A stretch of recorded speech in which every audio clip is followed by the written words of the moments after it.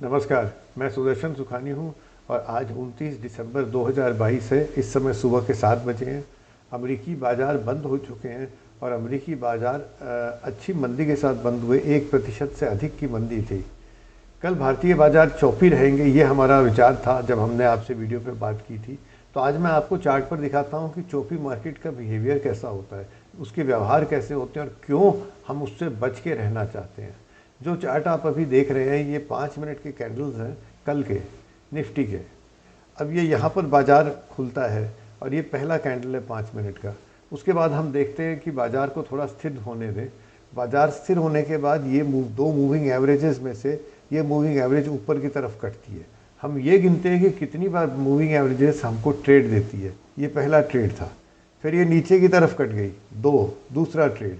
अब ये वापस ऊपर गई, 3, फिर यहाँ पर ये नीचे आ गई, 4, फिर ये ऊपर गई, 5, फिर ये नीचे आई 2 कैंडल बाद, 6, फिर ये ऊपर गई, 7 और फिर ये नीचे लंबा कैंडल बना के यहाँ आई, 8।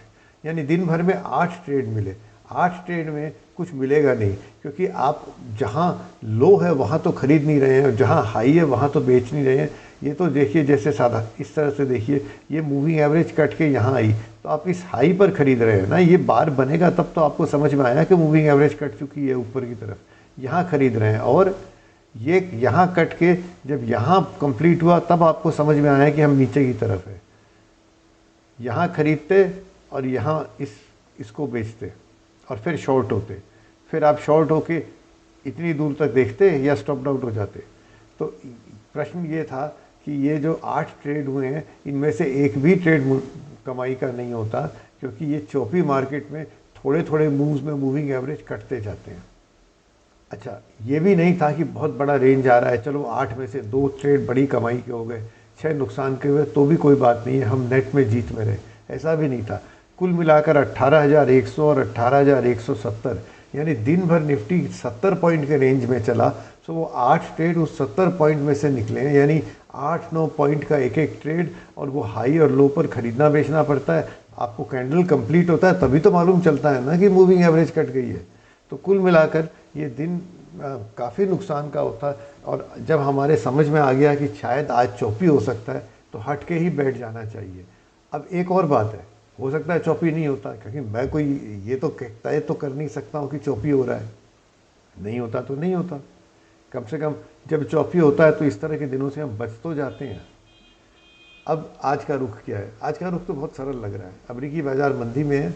मुझे समझ में आता है कि मंदी के ही ट्रेड लेने चाहिए आज निफ्टी में भी। साथ में ये याद रखें कि आज वीकली, मंथली, एनुअल एक्सपायरी है, उसका क्या असर होता है मैं समझ नहीं पाता हूँ और मैं कह भी नहीं सकता हूँ। अगर चार्ट पर ट्रेड करेंगे और चार्ट पर आज डाउन साइड का ही ट्रेड करने का मन है अभी तक तो।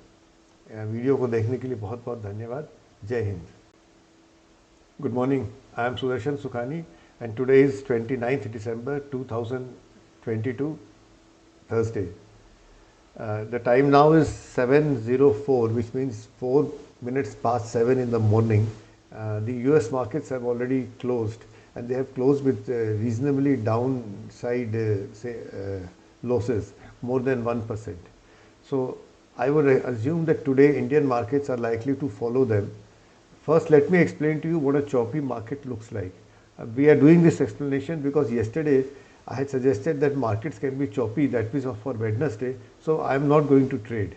Now this is Wednesday's 5-minute intraday chart for the Nifty. This is where the market opened in the morning. So we let the market stabilize. Once the market stabilizes, we see that the moving average goes up. So a buying opportunity comes at the high, first cut of the moving average, but almost immediately the moving average comes down. Now this long position has to be closed at the low here, and if you want, of course you will go short because the trend now supposed to be down. And the moment you go short, prices start going up and the moving average cuts on the upside. So this is your short trade and you cover it here at above the high. Now you are long and there is some kind of a trend, but the moving average suddenly comes down and you have to now exit. So you exit here. Now you go short, it goes up. I think you are getting the idea. Let me count the number of moving average crossovers.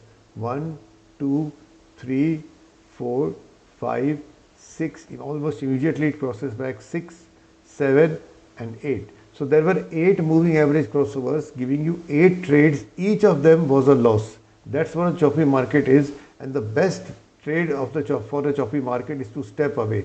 If we start getting a sense that the markets are going to be choppy, just move away. This is not funny. It can cause a lot of losses and frustration. Now, on some days, we are not going to be right every day. On some days, I think the markets will be choppy and I step aside and the market decides to take a trend. Good for the market. I am not participating in it because my view was not matching with the market and the market is supreme. But on days when we view matches, we avoid these kind of days.